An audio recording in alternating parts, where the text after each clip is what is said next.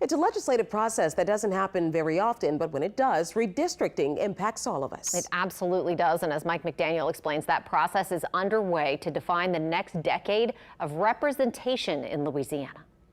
What's interesting to note about They're invisible lines that have very visible impacts. From the roads that you drive on to where the grocery store in your neighborhood is located. Drawing the lines of Louisiana's political representation were part of a redistricting forum at UNO in New Orleans Wednesday. Every single issue that you can think of, all of it relates to how the maps are drawn. The legislature draws those maps every 10 years using census data like population. According to the 2020 census, Louisiana's growth rate is only 2.7%, lower compared to the rest of the country. North Louisiana lost population, while Southeast Louisiana gained. Areas like New Orleans, Tangipahoa, St. Tammany, they've seen robust growth.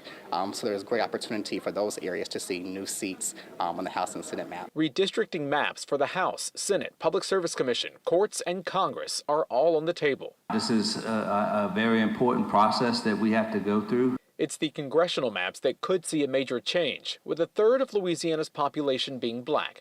Organizations like the NAACP and Citizens are pushing for a second minority congressional district. We want to ensure that black political participation is not decreased in the state of Louisiana. It's that political participation that has young adults like 23-year-old Carlos Pollard Jr. getting involved. And folks like me who are in Gen Z, the next 10 years we might be in our 30s or even our late 20s. So these lines affect us because these are the lines for folks who may want to run for office one day. With public input from this statewide listening forum, lawmakers will have to put the puzzles together, but they'll be doing it, having heard from people they represent.